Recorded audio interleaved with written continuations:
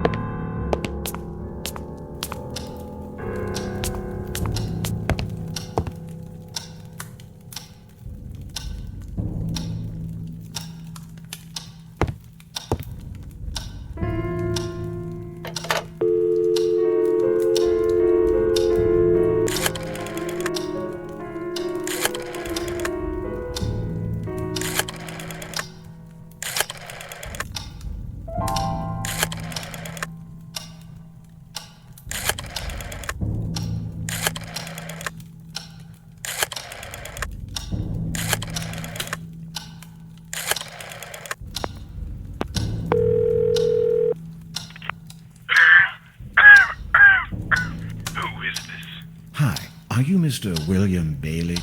That's me. And you are? Yes, my name is Michael Arthade. I'm a journalist for a local newspaper in Rothbury. I see. And what's this all about? Well, you're the former police chief of this town, aren't you? Indeed. I served many years ago. And you were once in charge of a famous, or should I say, infamous case here?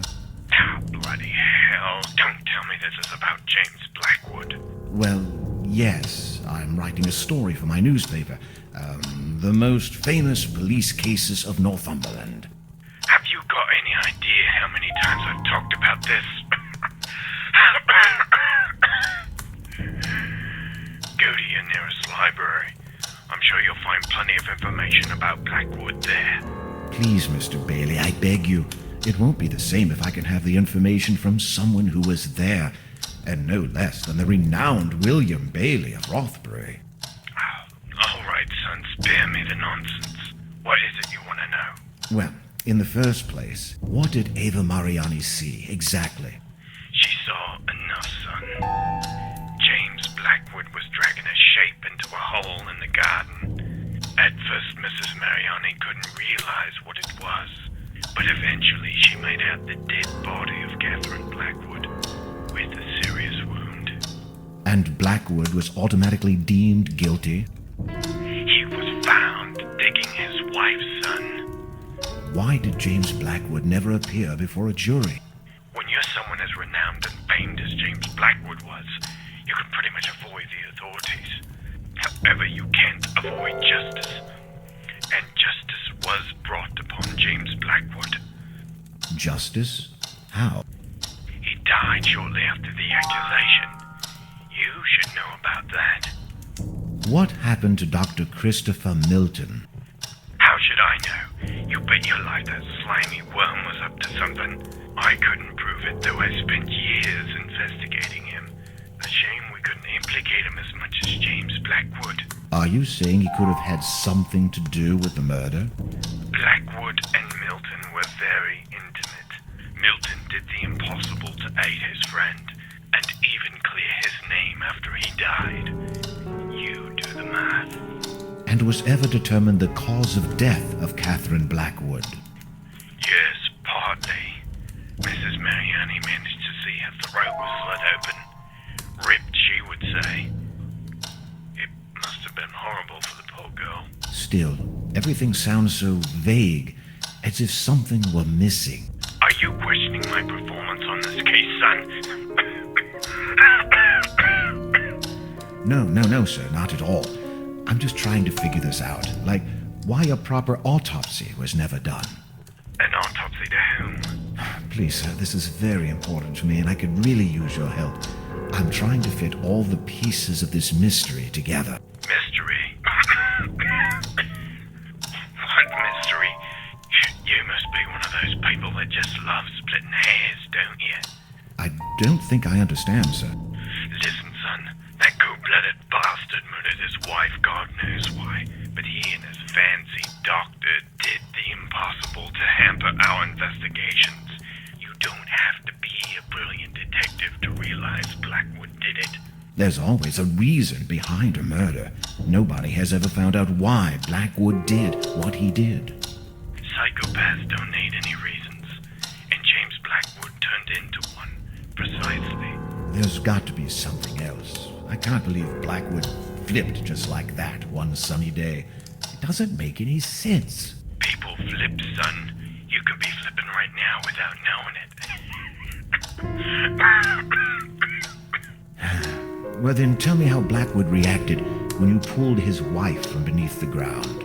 I beg your pardon. I mean Catherine Blackwood's body when you dug in the garden of the manor. Like I said, they hampered the investigation.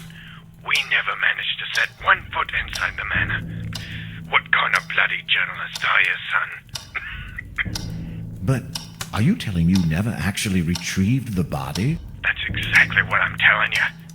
Now, if you don't mind. But wait, this doesn't make any sense. Stop wasting my time, damn it. I was enjoying my retirement until you had the brilliant idea of calling me. I don't want to hear anything else about this case ever again. Please, Mr. Bailey, don't... Leave me alone.